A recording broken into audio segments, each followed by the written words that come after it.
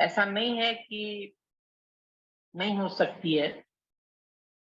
गुरु के पास नहीं शब्द नहीं है, डिक्शनरी में ही नहीं रखते।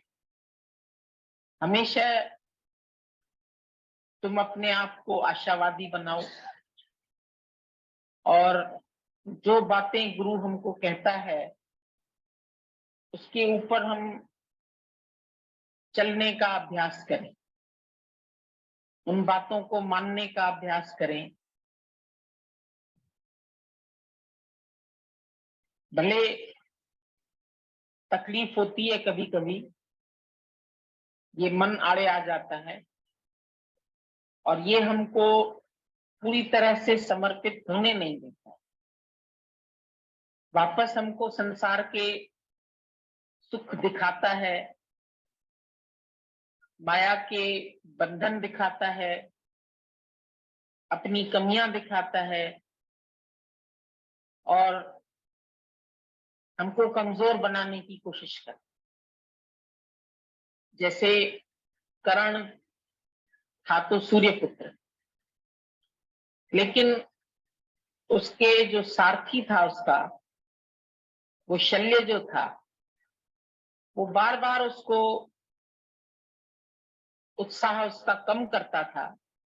अरे तू क्या लड़ेगा अर्जुन से, तू अर्जुन से नहीं जीत पाएगा।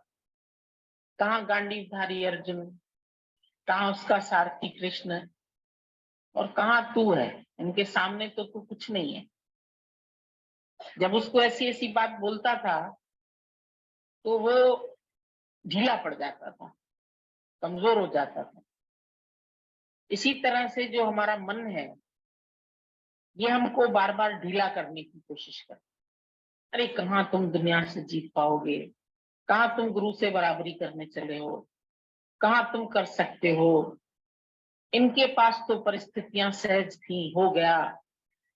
कोई सबकी परिस्थितियां सहज थोड़ी होती हैं, हमारी तो परिस्थितियां भी अच्छी नहीं है, आदमी अच्छा नहीं है, घर वाले हमको खींचते हैं, वो हमको माया में डालने की कोशिश करते हैं, वो हमको फंसाने की कोशिश करते हैं।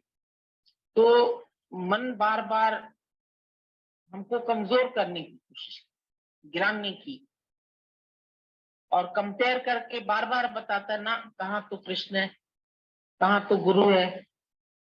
अगर गुरु भी कहता है ना हमें, नहीं नहीं हम आप जैसे तो हो नहीं सकते, आपकी बात तो एकदम अलग है ना। हम पूछते हैं किस बात में, हमें किस बात में तुमको गुरु अलग दिखाई देता है और किस बात में तुमको अपने अंदर कमी दिखाता है मन।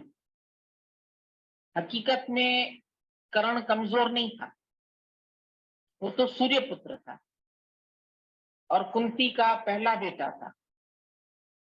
तो वैसे भी जो पहला बेटा होता है शक्तिशाली होता है, और सूर्य से पैदा था तो उसमें पूरी सूर्य की शक्तियां भी थी।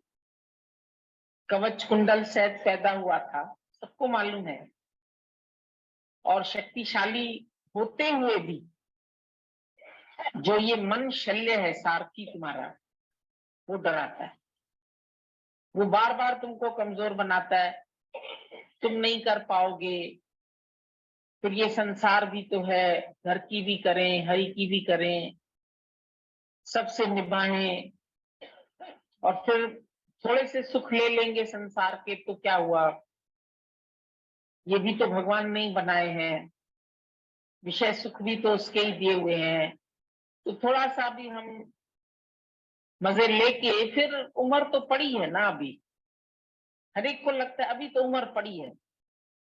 ये नहीं मालूम कहाँ पड़ी है, कैसे अचानक से रोज तुम इतने अनुभव सुन रहे हैं। कभी कोई चला जाता है, कभी कोई चला जाता है, कभी किसी का समय पूरा हो जाता है, कभी किसी का समय पूरा हो जाता है।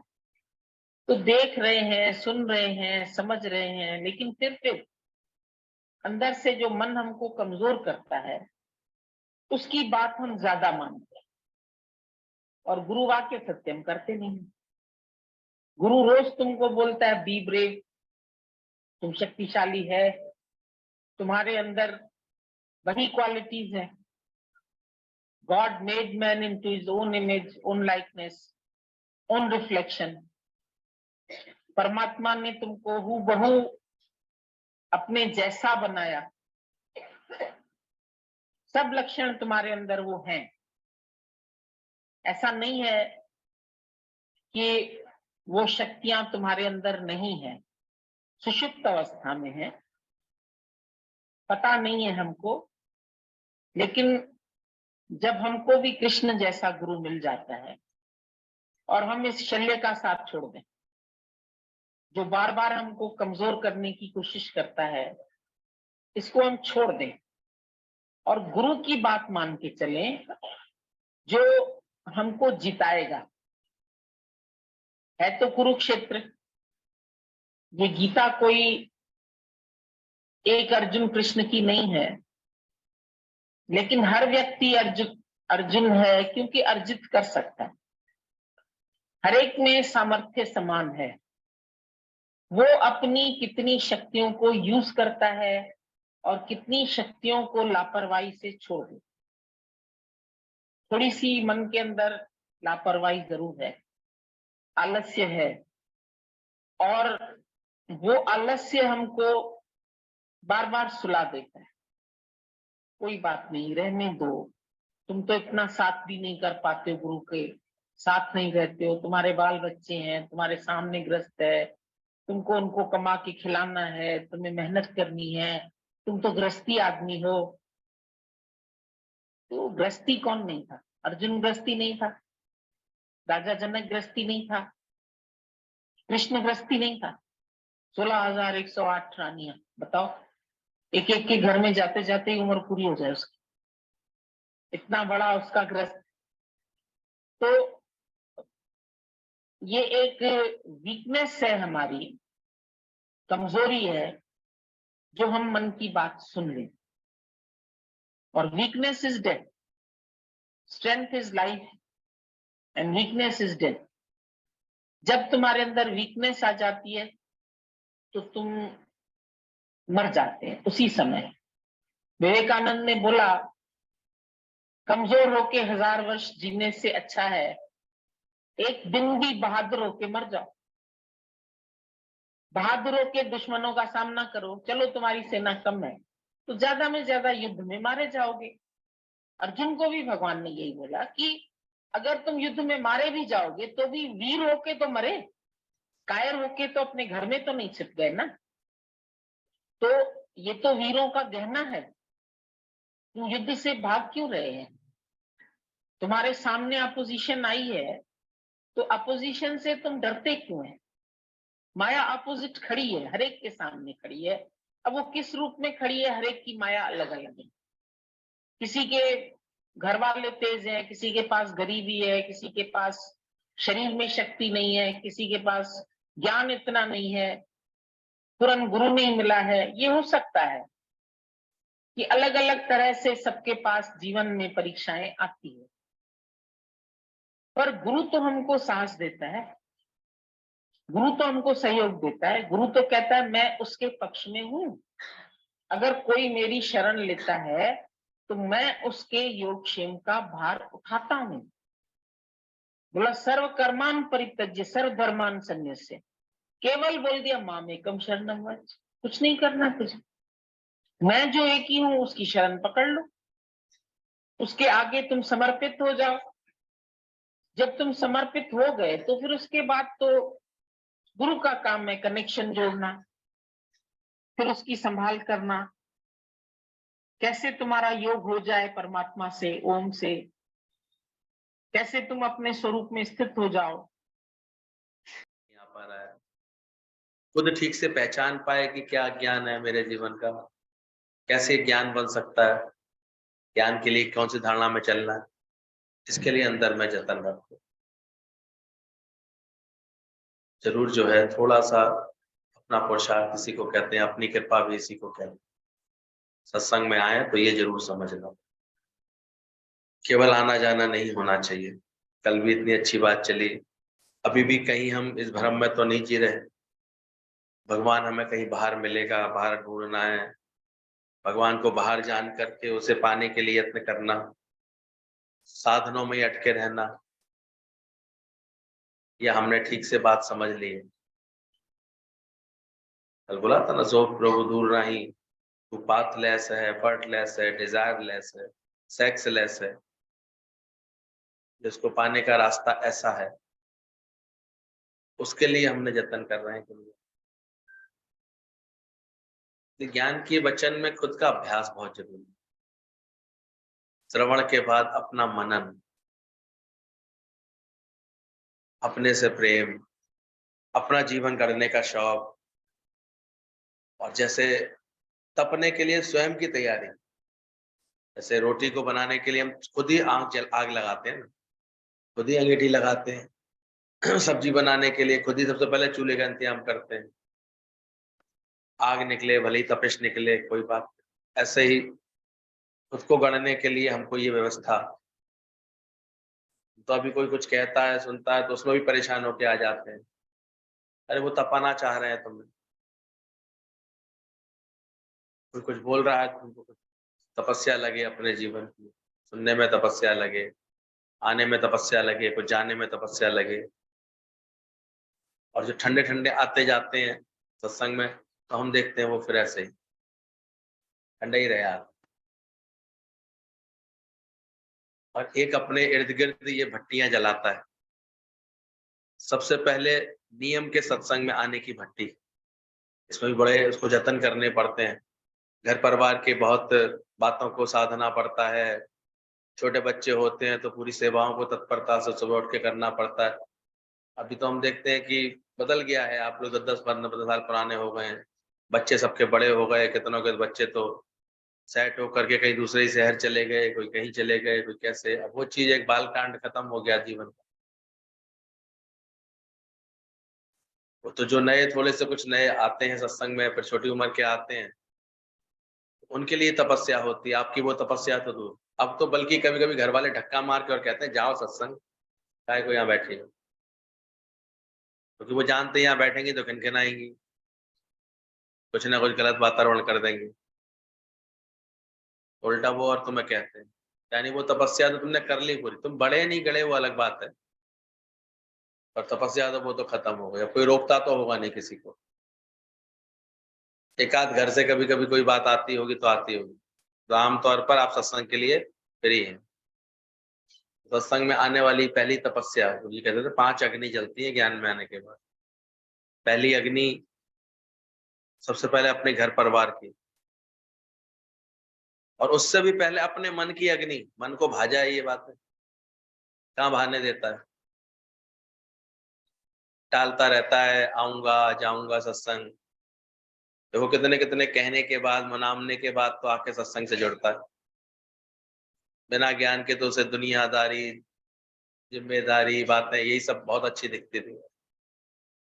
ये तो जब यहाँ लगन लगी, आकर के बैठे, मन को ये रस आने लगा, ये रस भाने लगा, तब कहीं जाकर के बात बनती। हम ही देख रहे हैं 3-3 4-4 साल तो ऐसे ही वेस्ट हो जाते हैं। उसके बाद भी भरोसा नहीं है इस मन का, पागल मन का, कब ये फिर पलटा लगाए।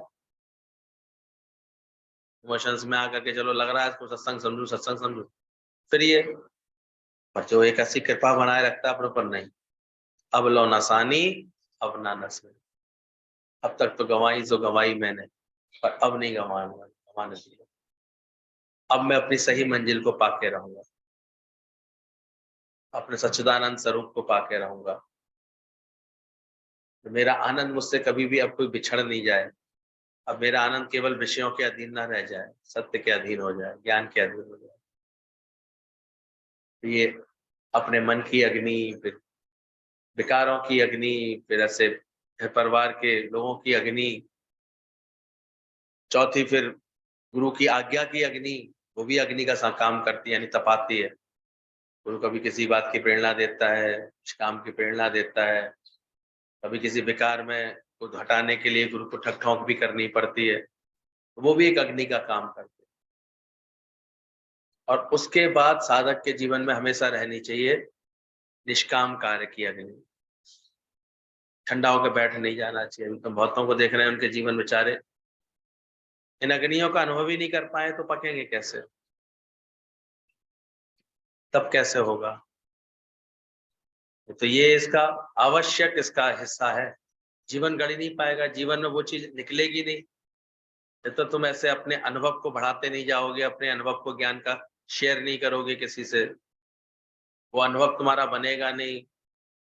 थोड़ा आने जाने में तुम्हारी तन मन धन की निष्कामता का पता लग पाएगा, तुमको खुद निष्कामी होने का शौक आएगा, तब कहीं आकर के बात हो।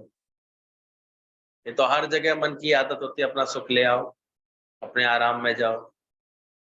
आराम है तो ठीक है, नहीं तो नहीं ठीक लगेगा। वो अलग बात है कि ज्ञानवान को सारी प्रकृति खुद ही हाथों हाथ रखती है, पलकों पर रखती है, और वो अंदर से सावधान रहे कहीं वो सुख तो नहीं समझता, सुख तो नहीं ले रहा।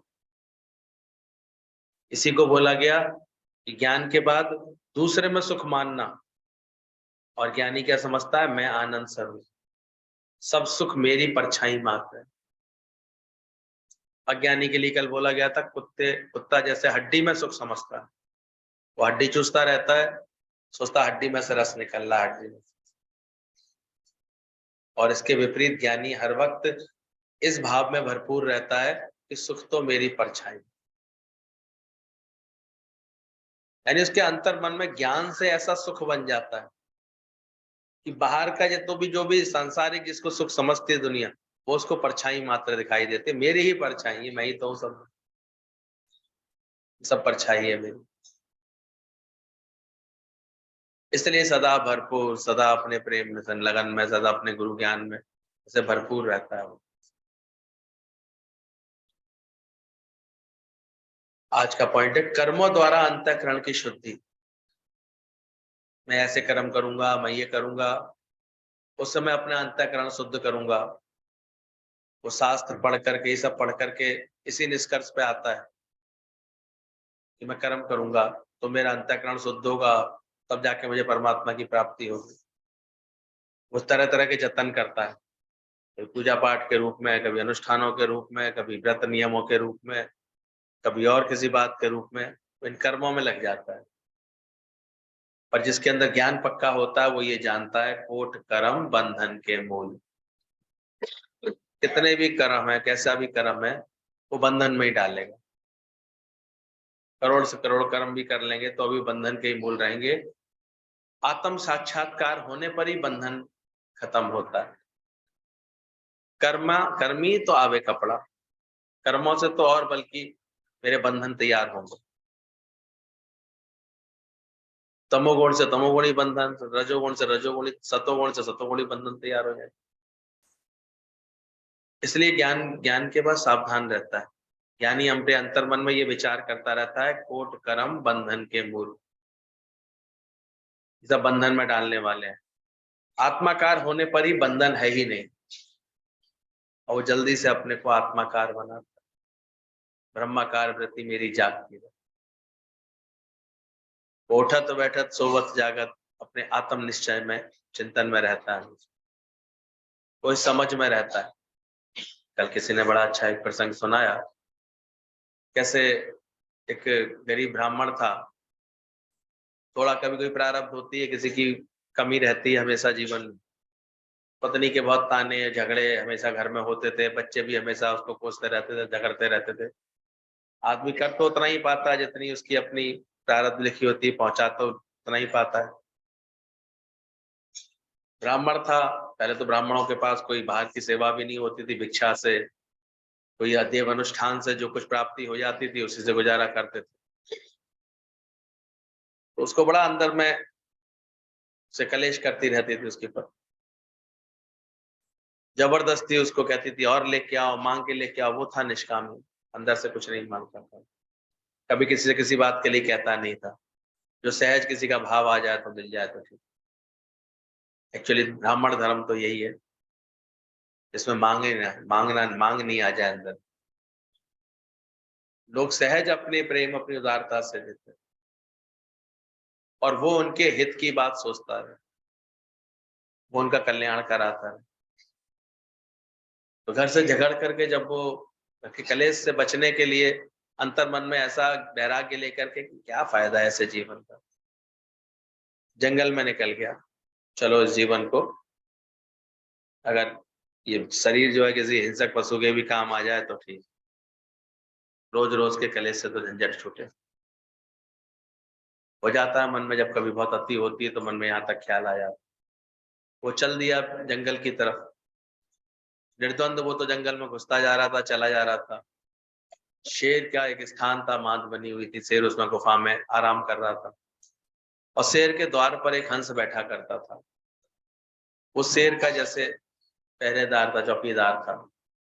कोई भी आता था जंगल के रास्ते तो वो शेर को खबर करता था। पर हंस, हंस का भी अपना स्वभाव होता है। उसने जैसे ही देखा ये तो ब्राह्मण देव आ रहे हैं,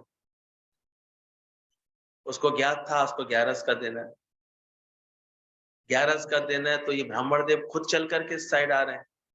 ये तो समझ गया कि इनके जान को खतरा हो चुका है, शेर की मात के आसपास आ रहे हैं और शेर को मैं जगाना मेरा धर्म भी है, शेर ने मुझे बैठाला ही इसीलिए। तो अचानक ही वो उनको एक युक्ति आई, इसका जैसा हृदय होता है वैसी युक्तियां आती है। वो जोर जोर से कहने लगे, उठो जंगल के राजा, बधाई हो, आज आपका बड़ा शुभ दिन आया है, आज आपके भाग्य जागृत हुए हैं, आज स्वयं ब्राह्मण देव आपकी तरफ आ रहे हैं, आज 11 का दिन है, आपको जो है बहुत दान पुण्य का अच्छा मौका है, आप चाहें तो इस हिंसक योनि से अपनी मुक्ति करा सकते हैं, पशु योनि से अपनी मुक्ति करा सकते हैं। ऐसे कर करके उसको बहुत सारी प्रेरणाएं शेर के अंदर डाल दी उसने। दान पुण्य करके अपना जीवन सफल कर लीजिए, आज 11 का दिन है, महाराज की जय हो, राया महाराज की जय, ऐसे करके उसको ऐसा प्रेरित कर दिया कि शेर उठा और इधर ब्राह्मण देव के भी कान में क्या आया, आप बिल्कुल भी डरना नहीं, शेर आपके पास आएगा तो वो जो है आपको स्वागत करेगा, आपका लेकर आएगा और जल्दी से यहाँ से निकल भी जाना, क्योंकि शेर के मन का बहुत देर तक मैं विश्वास नहीं कर सकता। शेर भी आया, शेर ने ब्राह्मण के चरणों में झुक गया और शेर ने कुछ माल इकट्ठा कर रखा था, लोगों को खाने के बाद के आभूषण बचे आते थे, वो सब ला करके उसने ब्राह्मण को भेंट कर दिए कि आज बड़ा शुभ दिन है, आप आए हैं और आपको ये दान पुण्य मैं करता हूँ, मेरे लिए अच्छी कामना करिए, मेरे लिए अच्छी प्रार्थना करिए, ईश्वर से मेरी मुक्ति का प्रार्थना करिए। ब्राह्मण देव समझ गए सारा माजरा, ये हंस के कारण ऐसा माहौल बन गया है, वरना शेर सामने आए शिकार को छोड़े। ब्राह्मण देव तुरंत उसको करके वहां से चले गए, घर पहुंचे, अपनी पत्नी को फिर सब दिया उन्होंने, पत्नी बड़ी खुश हुई। तो एक आर्थिक तंगी के कारण जो थी कलह वो दूर हो गई, सुख से रहने लगे। पर जो सुख से रहने लगे तो पड़ोसी वाले एक और दूसरे ब्राह्मण देव थे, उनकी पत्नी पीछे पड़ गई, देखो इतना माल कहाँ से लाए हैं। उसने सच्चाई से बता दी, ऐसे ऐसे मुझे शेर ने दिया है। अब पत्नी उसके पीछे पड़ी, तुम जाओ। भले थे उसके पास, वो अमीर थी, अमीर ब्राह्मणी थी, लेकिन फिर भी लालच, लोग क्या करें। उसने लोभ से उसको भेजा, जल्दी जाओ, अब की 11 को चुकना नहीं, उसके पास जाना, शेर के पास जाना, शेर से लेकर आना, शेर बहुत अच्छा है। अगले साल की 11 आई तो बेचारे वो कांपते हुए जा रहे थे, डर के मारे, लोभ भी था अंदर में, डर भी लग रहा था। पहले वाले ब्राह्मण देव तो अपने वैराग्य वृत्ति में स्वयं अपने जीवन को नछावर करने जा रहे थे। अब स्थिति अगली थी, अलग थी। ये लोभ से भर के, डर भी था, पहुंच रहे थे अंदर। इस बार हंस की जगह कौवा बन गए थे पहरेदार। अब कौवे ने जो है देखा, वाह ये तो खुद ही चल के आ रहे हैं, और अभी शेर को मैं जगाता हूँ और शेर इसको जो है खाएंगे, और शेर इनको, शेर की तो दावत होगी और मेरे को भी दावत मिल जाएगी बढ़िया, मुझे भी खाने को मिल जाएगा बढ़िया बढ़िया। ऐसे करके उन्होंने शेर को कांव कांव कांव करके जगा दिया। अब शेर जागा, उसने देखा ब्राह्मण देव आ रहे हैं, पहचान किया ये भी कोई ब्राह्मण है। उसको भी स्मरण आ गया, पिछले साल 11 के दिन आए थे तो आज भी 11 है। शेर ने कहा, से अंदर से वही संस्कार पुण्य का जो जागृत हो गया, जो हंस ने उसे समझाया था, आज के दिन दान पुण्य करना चाहिए और ये इनको तुम देना चाहिए। लेकिन शेर तो ये भी ध्यान आ गया ये कौवा क्या चाह रहा है, काँव काँव करके यही बोल रहा था, मौका है आज तो साफ कर लो। तो शेर आकर के बोलता है किसी गफलत में मत रहना, बोले हंस मान सरोवर गए, अब कौवे यहाँ के पहरेदार हो गए हैं, अपनी जान चाहिए विप्रदेव तो तुरंत यहाँ से खसक लो। कभी शेर भी किसी का यजमान हुआ है? शेर किसका यजमान हो सकता है? तो वो समझ गए कि यहाँ तो पूरा खतरा है, वो तुरंत वहां से दौड़ करके भाग करके अपनी जान बचा लाए। उसका सिद्धांत बहुत अच्छा लगा हमको। उन्होंने कहा जब तक मन के अंदर हंस वाली वृत्तियां रहती तब तक तो ऐसा सुंदर चरित्र बन जाता है। जैसे एक हंस ने राजा का भी, शेर को भी पुण्य करवा दिया और ब्राह्मण देव का भी कल्याण कर दिया।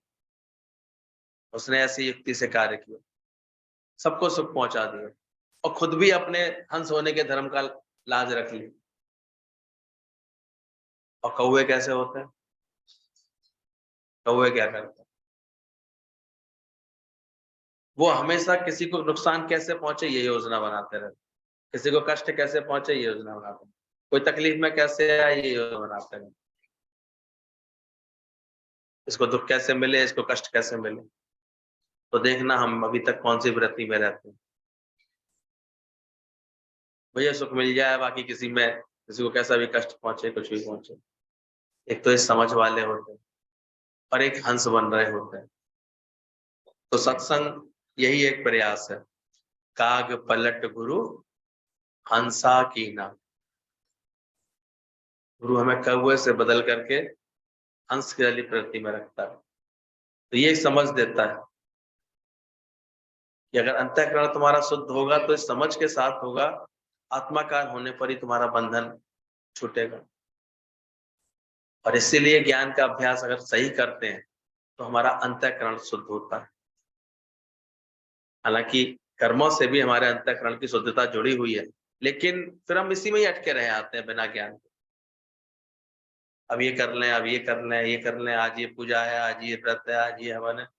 फिर ये भूल जाते हैं अंतःकरण शुद्ध हुआ कि नहीं हुआ, हो पा रहा है कि नहीं हो पा रहा, उसका ख्याल नहीं रहता। और बल्कि तो हम देखते हैं यही स्थिति बनी रहती है, बाहर ज्ञान ध्यान स्नान, अंदर व्यापे लोभ स्वार्थ। अभी घंटे भर पूजा करके आए, बाहर आकर के कोई भी राग द्वेष करने में, बैर विरोध करने में, लगाई बुझाई करने में, कोई भी ऐसा पाप कर्म करने में उसे कोई वो ही नहीं है, अंदर में चेतना नहीं, बल्कि एक अभिमान और चढ़ रहा है, तो पूजा करके आए, हम तो बहुत पूजा करते हैं, हम तो बहुत भगवान की भक्ति करते हैं। कहाँ चेता मन अंदर वाला। सत्संग में तो कम से कम रोज गुरु सावधान करता है, अंदर से समझ आ जाती है, समझ जाता है कोट कर्म बंधन के मूल है और आत्माकार होकर के ही, आत्माकार का मतलब ब्रह्मज्ञानी का तो फिर देखन सब भ्रम, फिर सब उसको ब्रह्म में दिखाई देने लगता है। तो ये उसकी वृत्ति बदल जाती है कि वो अपनी हंस वृत्ति में जागृत होने लगता है। अभी सबको मिले तेरी रहमतें, सबको मिले तेरी बख्शिशें, दादा ना कोई उदास। आज किसी की चेष्टा जब ऐसी परिवर्तित हो जाती है कि वो हमेशा क्यों गुरु अच्छा लगता है, ऐसा लगता है ना कितनी कृपाएं किए दे रहा है, हमें क्या नहीं दिए दे रहा है। हम कैसा भी भाव लेकर के आते हैं, लेकिन वो देखो हमारे को फिर झोली भर देता है, फिर अंदर से एक सही समझ दे देता है, फिर हमें देह अध्यास से ऊपर उठाता है, फिर हमको सही प्रेरणा देता है कि तुम अपने से अलग सुख किसमें ढूंढ रहे हो, कब तक द्वैत के कारण। अरे गुरु है वाणी विच वाणी अमृत सारे। शुरू शुरू में मन लग कहता है शायद गुरु के संग से मुझे सुख मिलेगा, इससे मुझे सुख मिलेगा, गुरु के साथ ज्यादा बैठूंगी तो सुख मिलेगा, गुरु से ज्यादा बात करेंगे तो सुख मिलेगा। और वहां भी गुरु, सच्चा गुरु सावधान कर देता है, जब तुम अपने ज्ञान में टिकोगे, अपने स्वरूप में आओगे तो तुम सुखी होगे, अपनी आत्माकार वृत्ति में आओगे तो सुख मिलेगा। नहीं तो बाहर का संयोग फिर वियोग तैयार है उसके लिए। और गुरु की कृपा से ऐसा संयोग मिल जाता है ऐसा अंदर का योग मिल जाता है, फिर ना संयोग सताता है ना वियोग सताता है, पूरे योग में आ जाता है जी। पूर्णमा ही रहना साधु, पूर्णमा ही रहना, वो अंदर ही ऐसी तृप्ति करा देता है, ऐसा मन विषयों से हटा देता है। बोले सहज मिला सो दूध बराबर, अज्ञान के कारण मन में ये भाव रहते हैं। ये भी अज्ञान का स्वभाव है, भाई सहज ही तो हो रहा है, हमने चाहा थोड़ी था, अपने आप ही तो ये हुआ। इसलिए उसके मन में ये वृत्ति अज्ञानी के मन में चलती रहेगी, सहज मिला सो दूध बराबर। भाई गुरु ने भी तो बोला है, सहज मिला सो दूध बराबर। और जब सही ज्ञानी होगा तो उसके अंतर मन में एक यही भाव जगता रहेगा, जने दुख होया अंजने राजी रहना। एक समय समझ है, कुछ प्राप्त होता है, कुछ मिलता है तो उसे बल्कि दुख लगता है, और नहीं अगर भगवान उसकी भाव कोई मिलता है उसको तो राजी रहता है, उसे बड़ा आराम से वैसी वृत्ति में रहता है। कोई कुछ देता है, कोई पूछता है तो उसको उसका सुख नहीं लगता, कोई अच्छा नहीं लगता, राजी नहीं रहता उसमें। जहां जैसे ही उसको राजा ने प्रशंसा की, कोई ब्रह्म ज्ञानी जो वहां का बगीचा संभालता था, वो चुपचाप एक नोट छोड़ के चला गया। महाराज मैं तो अपना सिर्फ कर्म कर रहा था, आपने संभालने के लिए दिया था मुझे बगीचा, मैं अच्छे से संभाल रहा था। आप जो ये प्रशंसा कर रहे हैं ये मेरा पारस्परिक नहीं है। इसलिए देखना ब्रह्मज्ञानी के दर पर वो अगर प्रशंसा की भी इच्छा है तो तुम घोर अज्ञानी है। किसकी इच्छा हो रही है, तुम क्या मांग रहे हो? वो निष्काम होता है। एक बार एक राजा अपने बगीचे में पहुंचा, एक जगह पहुंचा तो बड़ा हरा भरा अनार के रसों का बड़ा बगीचा था, अनार के फलों का। तो राजा के परिचय से वो पाया जब उसने, तो उसके सामने अच्छे से एक अनार का जूस निकाला, राजा को दिया। राजा को इतना बड़ा गिलास भर के अनार का रस मिला, राजा को बड़ा अच्छा लगा, बड़ा स्वादिष्ट मीठा रस था। बोला भैया आखिर कितने उसका लाए? तो महाराज एक अनार का रस है, हमारा एक अनार से इतना रस निकलता। अब राजा ही बुद्धि क्या करे, हिसाब किताब जल्दी फैलाता है, रजोगुणी स्वभाव वाला किसमें पड़ा रहता है, जोड़ तोड़ जल्दी देखता है। इतना बाग, इतने इसके बगीचे आते होंगे, इतने इसके फल निकलते होंगे, फिर तो ये बड़ी जो है इसके ऊपर इसकी कमाई होती होगी, इसका ये होता हुआ, इस पर तो टैक्स लगाना बहुत जरूरी है, मेरे राज्य के हिस्से में है तो मुझे टैक्स लगाना चाहिए। राजा ने अपने अंदर ये कैलकुलेशन चलानी शुरू कर दी। इधर राजा ने कहा एक गिलास और लिया। अब की वो लेकर के आया तो गिलास भी पौना भरा हुआ था। बोले क्या हुआ, ये इतना कम कैसे? तो पता नहीं महाराज, 3-4 अनारों के मैंने जो है रस निकाले, फिर भी ये गिलास नहीं पूरा भर रहा। लगा मुझे देर हो रही तो मैं जल्दी से लेकर आ गया।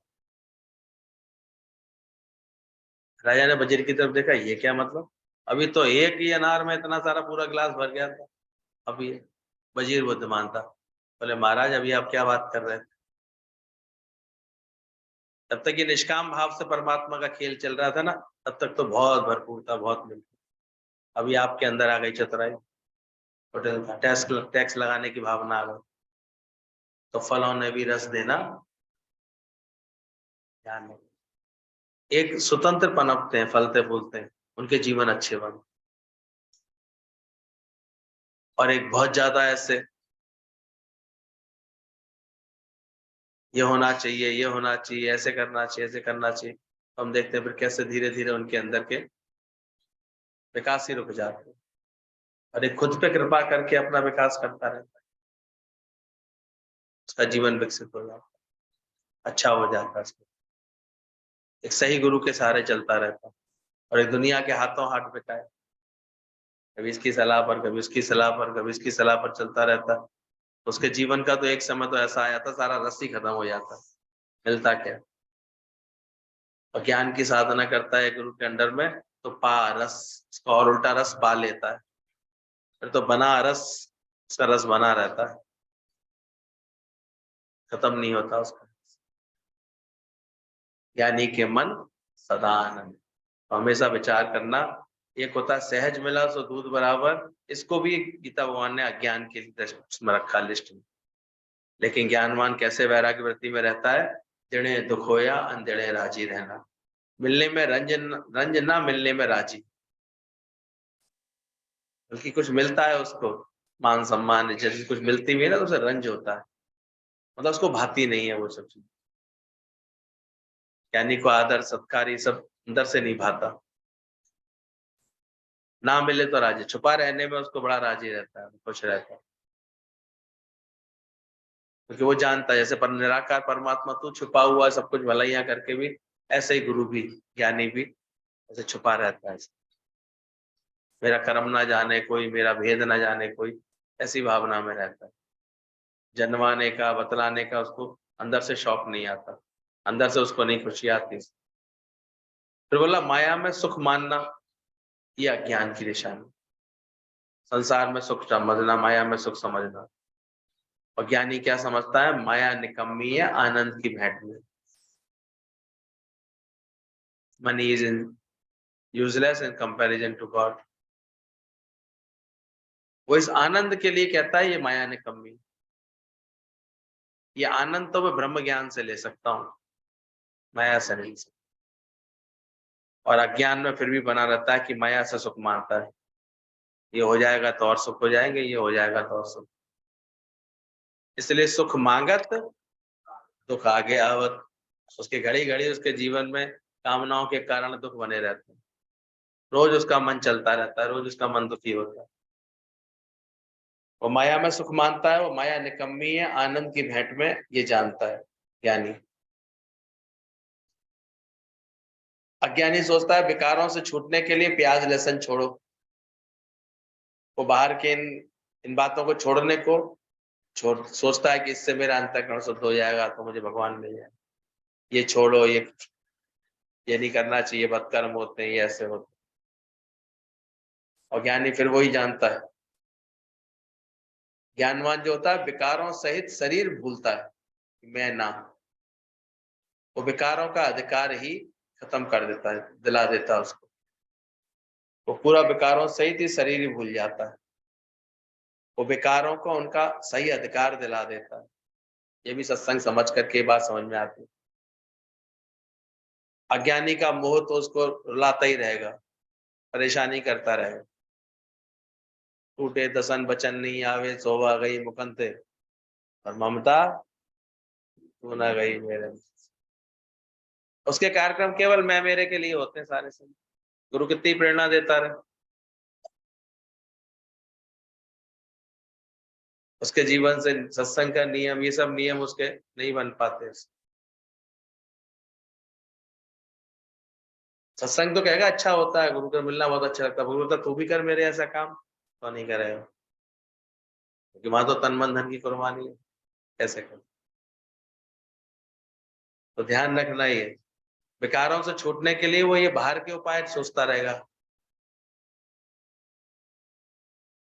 मैं ऐसा करूंगा, हरिओम हरिओम जपता रहूंगा तो फिर क्रोध नहीं आएगा, ओम ओम जपता रहूंगा तो ये काम हो जाए, ऐसे हो जाएगा, फिर नहीं आएंगे। तो लेकिन फिर भी आ जाते हैं। फिर अचानक ही देखो वाहेगुरु वाहेगुरु वाहेगुरु वाहेगुरु, जहां मन के विरुद्ध कोई बात हुई तो 1 सेकंड में गाली देने लगा वो, 1 सेकंड में भूल गया वाहेगुरु सारा। जहां नुकसान किया बेटे ने तो फिर सब उसको उल्टा सीधा कहने लगा, क्योंकि उसके विकार छूट नहीं पाते, उसकी आसक्ति छूट नहीं पाती। वो ऐसे बगले भगत की तरह एक टांग पर खड़ा होकर के दिखाई तो दे सकता है कि हाँ ये कितना भगवान की भक्ति कर रहा है, ये कर रहा है, तो अभी मूर्ख मछली मारे। वो अंतर्मन ऐसा होता है, बड़े बड़े बल्कि मन और ज्यादा विकृत होते हैं उनके। लेकिन ज्ञानवान जो होता है वो अंदर से विकार सहित ये देह ही भूलता है, विकारों का अधिकार भी खत्म, अधिकार दिला करके रहता है। विकारों का अधिकार का भी मतलब समझ लेना। अब उसे कामना रह जाती है तो सिर्फ परमात्मा पाने की, परमात्मा को पाना ही उसकी एकमात्र कामना रह जाती। क्रोध केवल उसको अपने मन के ऊपर रह जाता है, लोभ केवल उसके अंदर ज्ञान के वचनों का रह जाता है।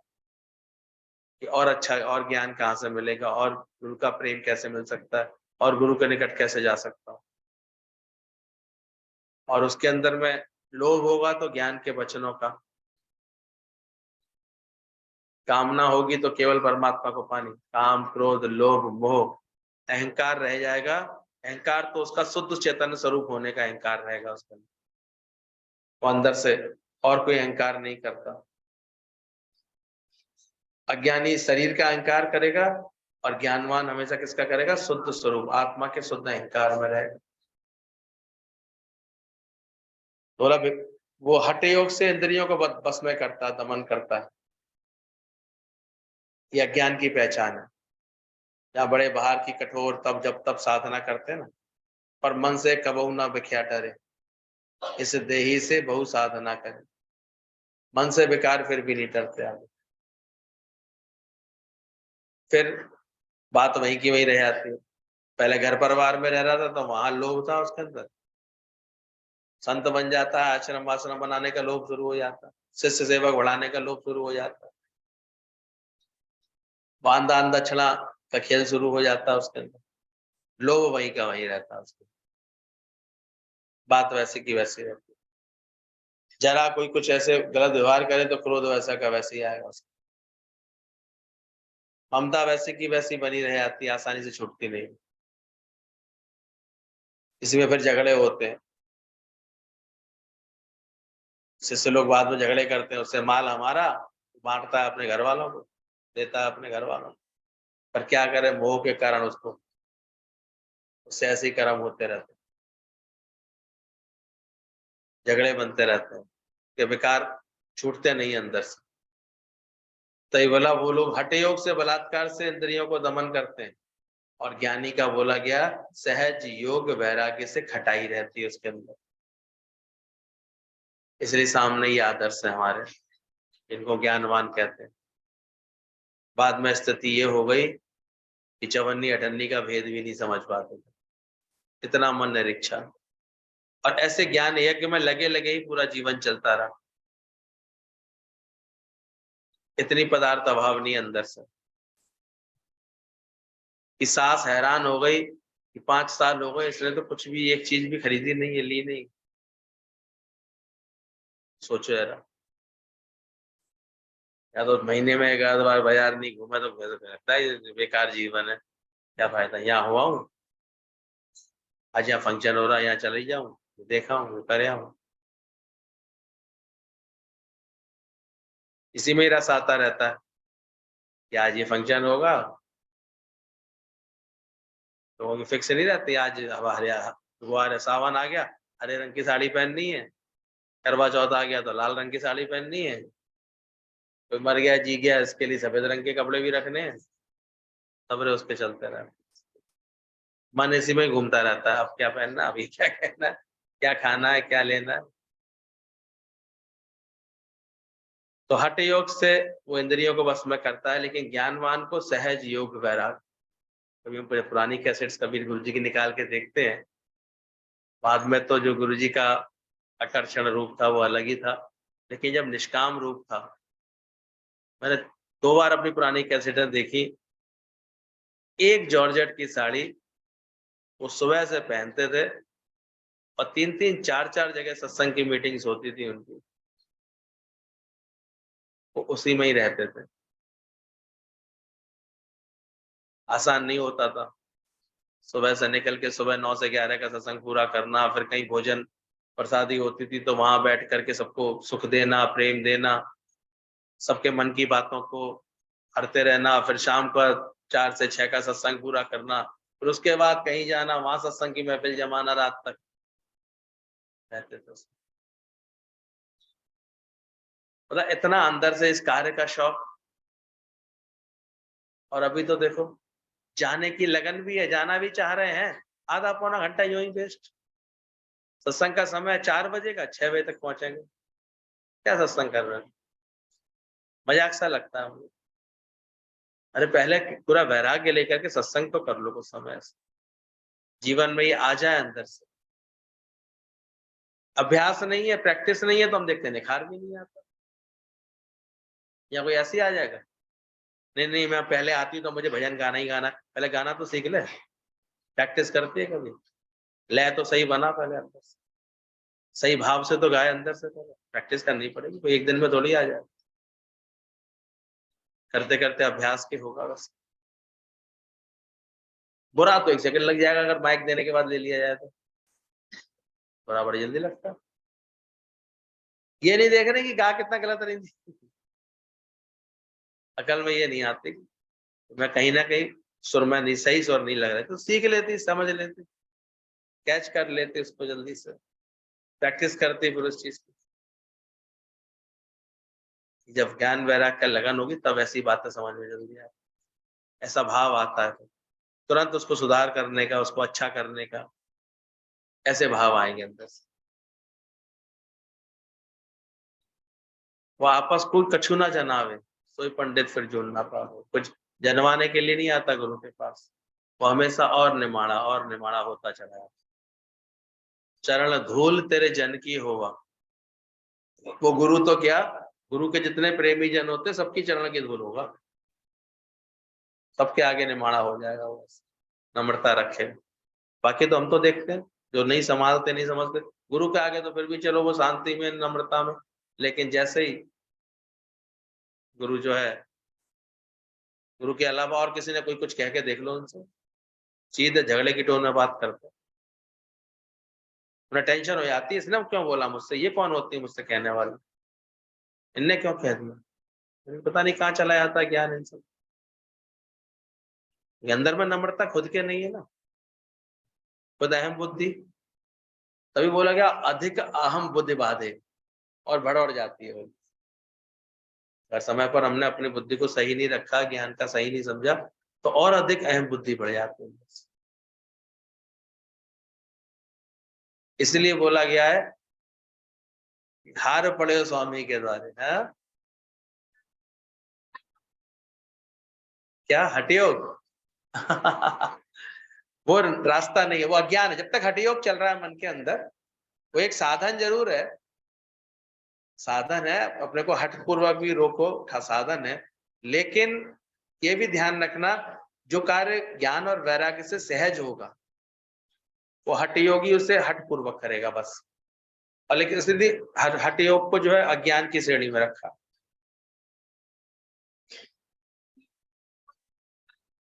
हाँ, थोड़ा शुरू में जरूरत है, और उसे हठ योग ले, उसे गुरु का प्रेम योग बनाता है, वो हठ योग नहीं बनाता।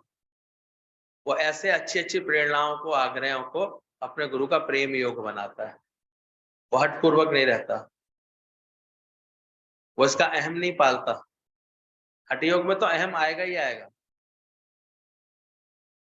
मैंने इतने व्रत किए, मैंने इतने हवन किए, मैंने इतनी पूजा की है, आएगा ही आएगा। और प्रेम योग में हमेशा ही लगेगा गुरु का शुक्राना,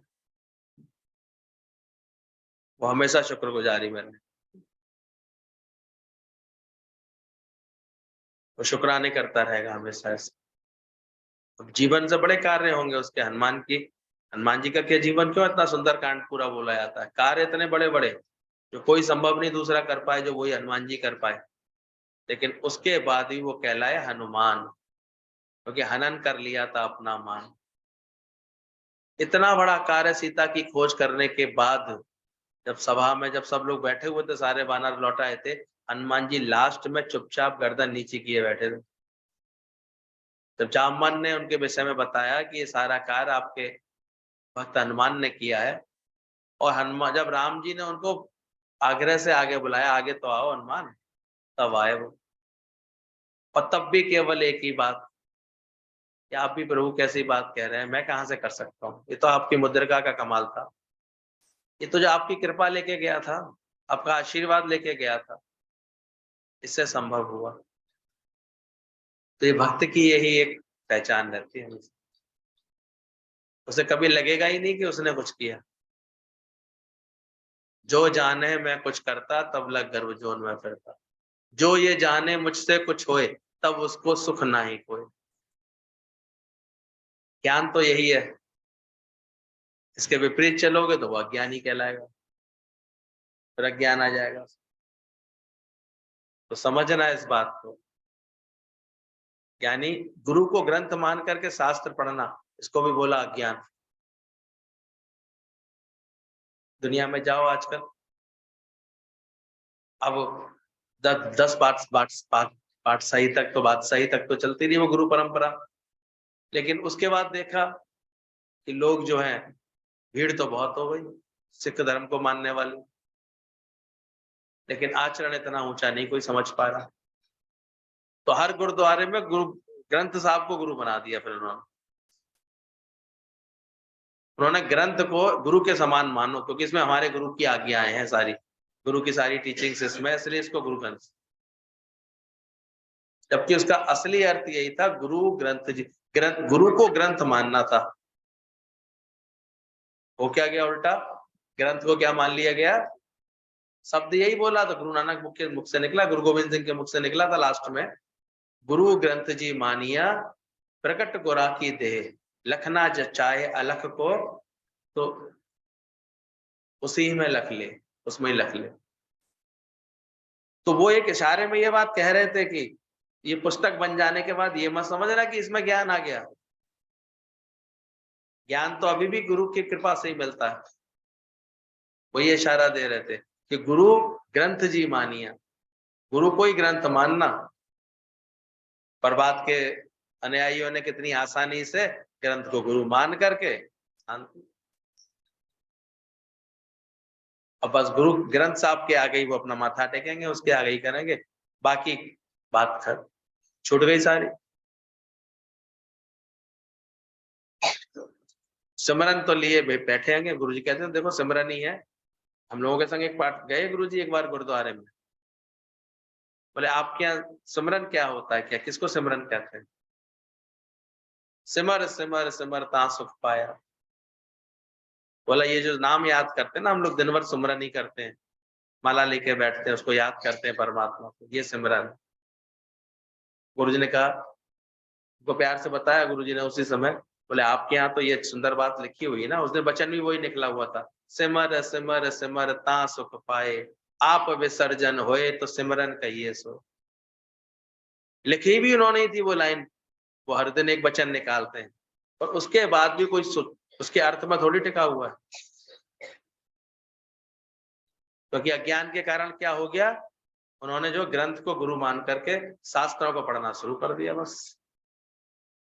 कल एक प्रसंग याद आया था, विवेकानंद एक बार रामकृष्ण से मिलने पहुंचे, तो वो किसी और से चर्चा का बात कर रहे थे, तो बैठ गए विवेकानंद वहीं। तो वहां पर एक पुस्तक रखी हुई थी पानी के विषय में, उसमें सब लिखा हुआ था, पानी कहाँ कहाँ पाया जाता है, पृथ्वी पर कितना जल है, कितना जल होता है, जल का शरीर के लिए क्या महत्व है, और कितने सागर हैं, कितने महासागर हैं, नदियां कैसी हैं, तालाब क्या होते हैं, सब किताब में तो पूरी विश्लेषण लिखा हुआ था।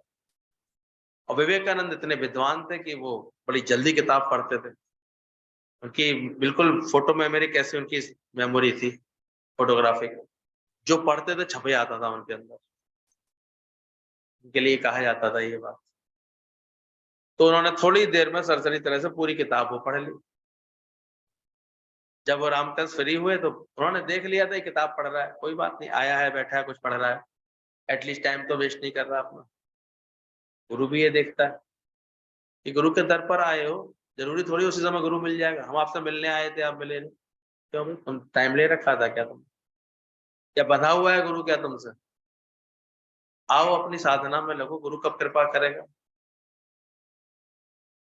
कब करेगा गुरु कृपा, जब उसकी हो जाएगी कृपा, उसकी अपने आप निगाह पड़ेगी। और हमारे यहाँ तो गुरु वैसे ही इतनी कृपा करके बैठा, तो कोई हिसाब नहीं है। तो विवेकानंद से जब बात की उन्होंने, क्या कर रहे थे तुम, बोले गुरुदेव देखो ये किताब मैंने अभी पूरी पढ़ी है, बड़ी अच्छी किताब है, पानी के बारे में बड़ा इसमें विशेष पूरा ज्ञान लिखा हुआ है, पानी के विषय में सारा मैंने पढ़ रहा था, अच्छा लग रहा था। और उस दिन विवेकानंद के अंदर ग्रंथ को लेकर के, शास्त्रों को लेकर के प्रश्न था अंदर से, क्या शास्त्रों के पढ़ने से भी ज्ञान प्राप्त होता है, ऐसा। रामकृष्ण ने इतनी सुंदर बात बोली उनको, बोले ऐसा कर, ये जो किताब है ना इसको निचोड़, ऐसे मोड़। बोले उससे क्या गुरुदेव, बोले इसमें से पूरी जल के बारे में लिखी हुई ना, एक बूंद भी पानी निकाल दे, इसको निचोड़ने से क्या जल मिल जाएगा? पानी निकाल सकता है?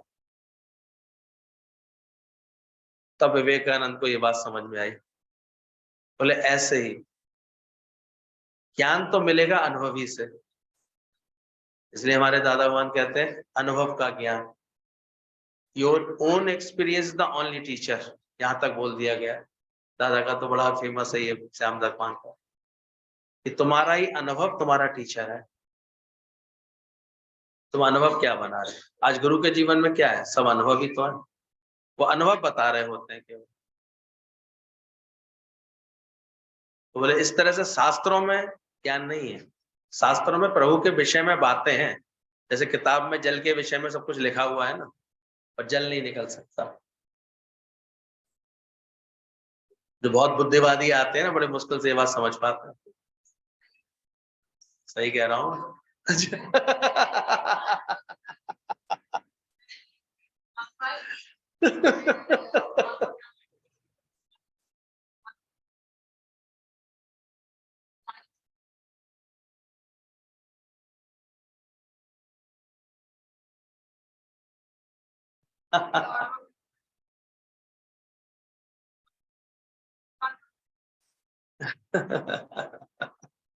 पानी की एक बूंद नहीं निकलती है। उससे अनुमान भगवत तत्व की उस वक्त की अनुभूति अच्छी होगी, पढ़ते समय बड़ा सुख लगेगा, बड़ा अच्छा लगेगा, एक अंदर से लगेगा भगवान के विषय में कुछ जान रहे हैं, लेकिन वो अनुभव नहीं बनता।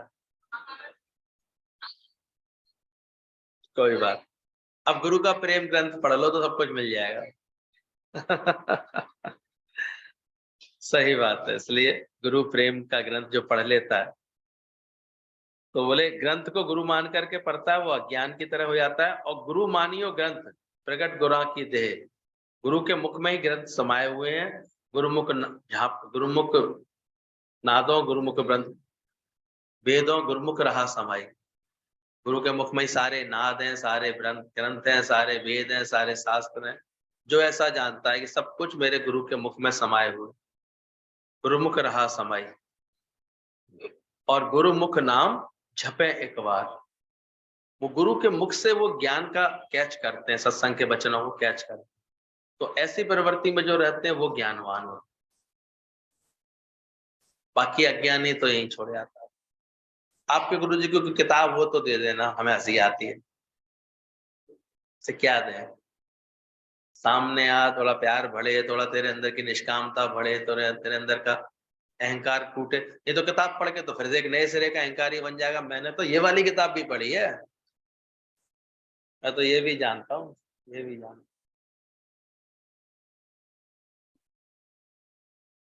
एक नया कहते ना, वो अपनी पगड़ी पे एक वो तिलंगी और लगा लेगा, मैं के अंदर से कलंगी लगा लेगा। तो ध्यान रखना, अज्ञानी जो है क्रोध करके बदला लेना, ये उसका स्वभाव होता है। उसे जल्दी क्रोध भी आएगा, बदला लेने की भावना में भी आएगा, रहेगा। सत्संग में भी भले वो ज्ञान से अभ्यास कर रहा होगा धीरे धीरे, लेकिन फिर भी उसको मौका मिलते उसको बदले की भावना निकलेगी उसके अंदर। और इसलिए वो बड़ी जल्दी अपने को जस्टिफाई करेगा, कोई भी बात काम करके, बात करके, ऐसा किया था तो किया हमने, उन्होंने उकसाया तो मैंने किया, बोला ऐसा, वो उसको सही मानेगा। और जब ज्ञान आने लगेगा अंदर में, तो ये बात नहीं आएगी। फॉरगिव एंड फॉरगेट, उसके आचरण में क्या सजेगा? अब ये देख लो तुम्हारे अंदर क्या चीज ज्यादा रहती है। फॉरगिव एंड फॉरगेट आता जा रहा है।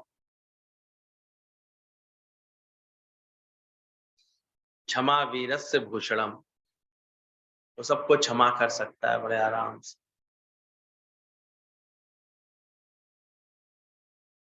इसलिए जो अपमान भी कर रहा था, गाली भी दे रहा था, जो घर में, घर के बाहर दरवाजे में कूड़ा भी डाल गया, उसको भी उस ज्ञानवान संत ने क्या भेजा?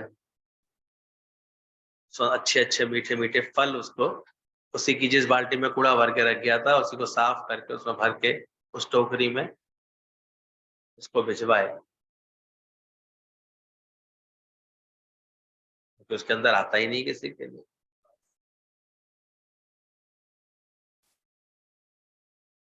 हमेशा क्षमा भाव में रहता है, सबको क्षमा करके बैठा है,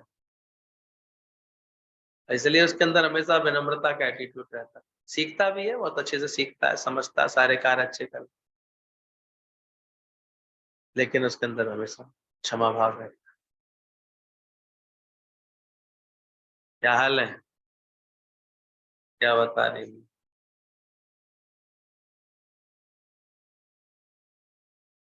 क्या क्या ज्ञान ज्ञान समझ में आया आज?